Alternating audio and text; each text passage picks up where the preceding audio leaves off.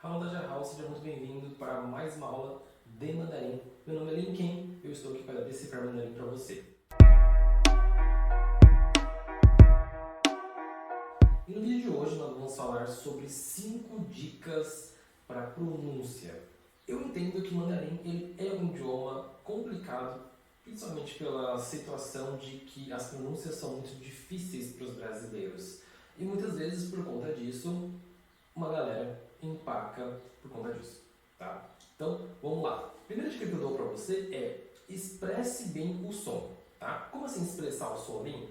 Muita gente tem medo de expressar o som. Isso mesmo, as pessoas têm medo de abrir a boca, de articular, né? A gente tem que falar um pouco mais expressivo.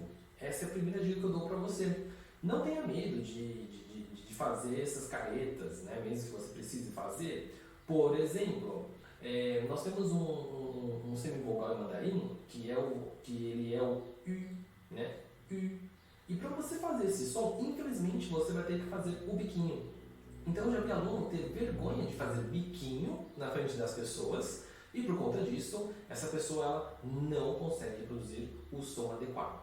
Isso causa estranhamento, isso vai causar com que a pessoa ela não consiga te entender, tá? Então não tenha medo de expressar o som. Se precisar fazer um biquinho, faça biquinho. Se precisar abrir mais a boca, articular mais o seu maxilar, faça isso, porque isso vai fazer uma total diferença para você.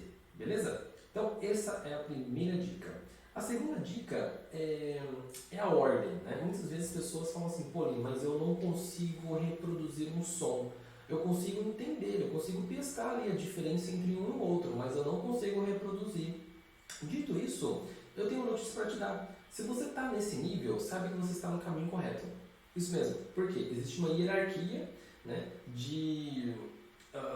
do que vem antes e o que vem depois, durante um idioma. Então, a primeira habilidade que você acaba adquirindo é a capacidade de diferenciar isso ouvindo aquela pronúncia.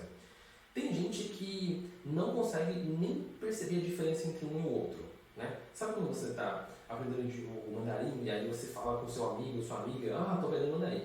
Olha só, a diferença entre esse e esse, você vai lá e fala, né? O zhi e o chi, né? Sei lá.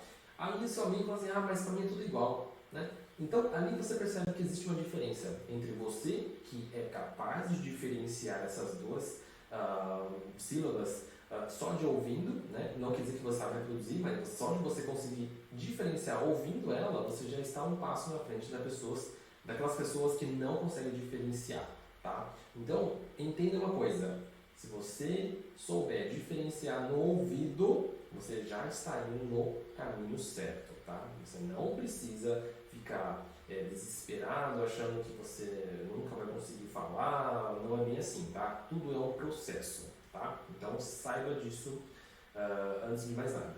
O terceiro ponto é para você tomar cuidado com música, tá? Muita gente fala assim, pô, eu posso aprender mandarim através das músicas? Olha, não é que a música ela é ruim, tá? Mas a música ela pode te confundir se o seu objetivo for a pronúncia, tá? Se você usar ela para aumentar o vocabulário, se você usar ela para aprender a usar as palavras novas, as expressões, para você se entreter, para você ter uma exposição ali ao idioma, perfeito, tudo isso é muito interessante. Porém, você não pode usar as músicas como base para você pronunciar, entende? Por quê? Porque para você acompanhar o ritmo da música, as entonações do mandarim, ela vai variar, né? E aí ela foge do original, ela foge do que é o correto. E aí onde você cai na grande armadilha, que é achar que o som que está sendo cantado é a forma que você deve pronunciar ela no dia a dia.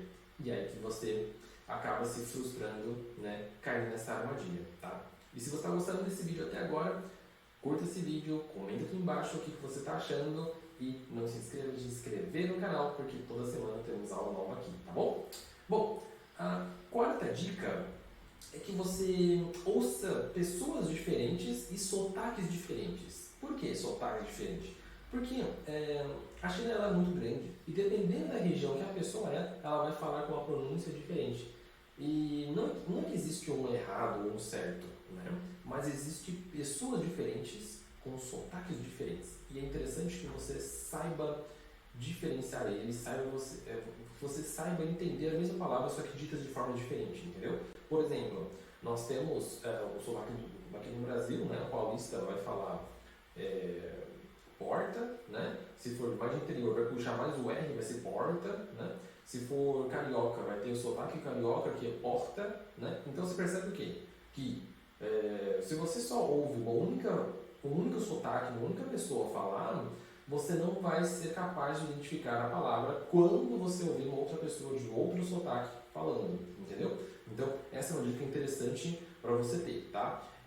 Você pode usar isso através de filmes, séries, né? Porque muitas vezes ali você consegue perceber uma diferença aí, né? E lembrando que mandarim não se fala só na China, né? Você fala na China, em Taiwan, em Singapura, alguns cantos de Malásia, né? Então você percebe que existem vários lugares, né, que falam mandarim. E para cada desses lugares, muitas vezes, acaba falando com um sotaque diferente, tá bom? E aí, por último, a dica que eu dou aqui para você é que o objetivo é sempre se comunicar, tá? O objetivo é sempre você falar para o outro entender, tá? E não a perfeição, tá? Então, o objetivo é a comunicação, mas não a perfeição, tá? Aliás, a perfeição na pronúncia é uma das últimas coisas que você vai adquirir, tá? Você como iniciante, por exemplo, você não vai falar 100% correto as entonações, as pronúncias, né? Mas você tem que atingir pelo menos no nível entendível, entende? Então imagine que vamos pegar uma letra, né? A letra escrita, né, pelas suas próprias mãos, né? Para você conseguir entender o que eu estou querendo passar para você. Então, por exemplo, se você escreve, né, existe aquela letra que ela é legível, certo? Mas a letra legível nem sempre ela é aquela bonita, né? Não é aquela que você consegue escrever, vender, você escrever e querer tatuar, né? Então aquele que você quer tatuar geralmente é uma fonte mais bonita, que é a perfeição, né? Você olha para aquilo e fala assim, nossa, isso aqui eu vou tatuar nas costas, tatuar no braço, sei lá, né? Mas existe um passo antes que é o legível, né? Que você consegue olhar para um texto escrito, né, de forma manuscrita e você consegue ler aquilo. Tá? Então, para a pronúncia, é mais ou menos isso também.